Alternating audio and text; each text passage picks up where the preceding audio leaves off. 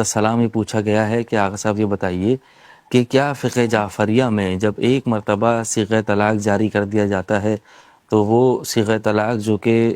لڑکا اور لڑکی دونوں کی رضامندی سے جاری کیا گیا ہے، کیا اس کے بعد ایک ہی صیغہ طلاق کے بعد لڑکی کہیں اور نکاح کر سکتی ہے عدت گزارنے کے بعد یا نہیں؟ اور اس کی دوسرا یہ سوال مکمل یہاں ہوتا ہے کہ کیا ہمارے ہاں 3 مرتبہ صیغہ طلاق جاری کروانا ضروری ہے، یہ اس کے بغیر طلاق نہیں ہوگی، یا ایک ہی صیغہ طلاق جاری کروانا کافی ہوتا ہے؟ اس کی وضاحت فرمائیے گا۔ ایک تو زیدی صاحب مجھے افسوس ہوتا ہے کہ جو ہمارے مومنین ہیں وہ علماء کرام سے بہت دور رہتے ہیں، نہ وہ اسی طرح وہ فقہ کتابوں کا مطالعہ بھی نہیں کرتے، اور سنی سنی باتیں، اور خصوصاً اہل سنت کے جو فقہاء ہیں یا ان کے ائمہ تھے، امام ابو حنیفہ، ہمارے پاکستان میں تو اکثر جو ہے امام ابو حنیفہ کے ہیں یا اہل حدیث حضرات ہیں، باقی شافعی، مالکی اور حنبلی جو ہیں وہ نہ ہونے کے برابر ہیں۔ تو اس طرح کی ان کی جو ہے نا سنی سنی باتیں عمل کا سن کے، یعنی فقہ جعفری میں جو مسائل 2 + 2 4 لیول کے ہیں، سطح کے ہیں، وہ بھی لوگوں کو جو ہے نا وہ معلوم نہیں ہوتے۔ میں نے اسی اپنے چینل کے ذریعے، اسی ہادی ٹی وی کے ذریعے کئی دفعہ بتایا ہے کہ اب وہ دونوں کی رضامندی سے صیغہ طلاق جاری ہوا ہو یا خاتون نہیں چاہتی تھی اور مرد نے صیغہ طلاق جاری کر دیا ہے 2 عادل گواہوں کی موجودگی میں صحیح طلاق، تو بس علیحدگی کے لیے ایک طلاق جو ہے وہ کافی ہوتی ہے، عدت گزر جانے کے بعد وہ کہیں اور شادی جو ہے نا وہ کر سکتی ہے۔ اب یہی لوگ پوچھتے ہیں کہ پہلا نوٹس، دوسرا نوٹس، تیسرا نوٹس، یہ سب جو ہے نا وہ جو ہے نا کچھ ہے وہ عدالتوں میں جو کچھ ہوتا ہے اس کو سنتے رہتے ہیں، یا بعض اہل سنت جو ہے نا کہ ائمہ کے فتاوی کو سن کے پھر اس طرح کے جو ہے نا وہ سوالات کرتے رہتے ہیں، اور اپنے جو ہے نا وہ فقہ کی کسی کتاب کا جو ہے نا وہ مطالعہ نہیں کرتے۔ بلکہ میں تو مشورہ دوں گا تمام مومنین و مومنات کو کہ اس طرح کے جو مسائل نماز اور طلاق اور نکاح کے، لازمی طور پر ان کو پڑھا کریں۔ جس طرح نماز کے مسائل سے آگاہ ضروری ہے ایک نمازی آدمی کے لیے، اسی طرح نکاح طلاق سے متعلق بھی جو مسائل ہیں ان سے آگاہی انتہائی جو ہے نا وہ مجھے ضروری ہے۔ افسوس ہوتا ہے کہ بالکل بنیادی نوعیت کے مسائل جو ہے نا وہ بھی جو ہے نا ہمیں بتانے پڑتے ہیں یہاں سے۔ جی شکریہ، اور یقیناً ضرورت بھی اسی بات کی ہے کہ ان چیزوں کو دہرایا جائے اور آپ جیسے بزرگ علماء کی زبانی عوام تک ان پیغامات کو پہنچایا جائے۔ اگر صاحب آخری 4 منٹ ہمارے پاس موجود ہیں اور طلاق کے ہی حوالے سے ایک آخری سوال کو شامل کریں گے کہ آغا صاحب طلاق بائن اور طلاق رجعی جو کہ ہم نے علماء کے منہ سے یہ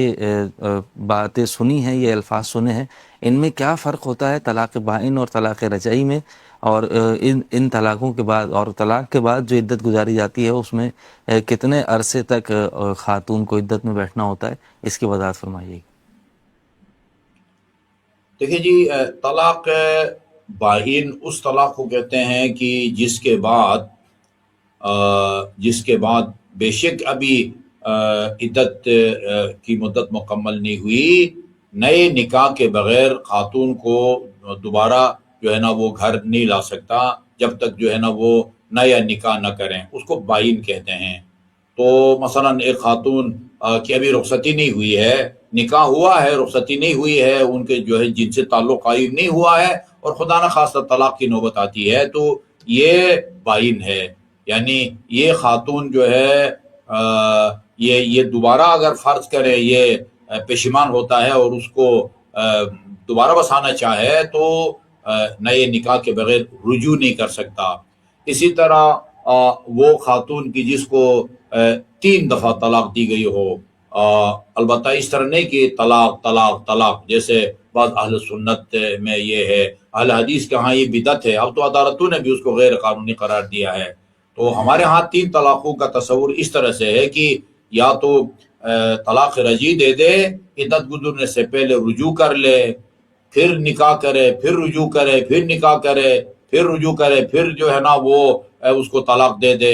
یا عدت گزر جانے کے بعد نیا نکاح اس طرف 3 دفعہ کرے اور طلاق دے دے، وہ بھی بائن ہوتی ہے۔ اسی طرح ایک خاتون جو کہ عائشہ ہے، بانج ہے،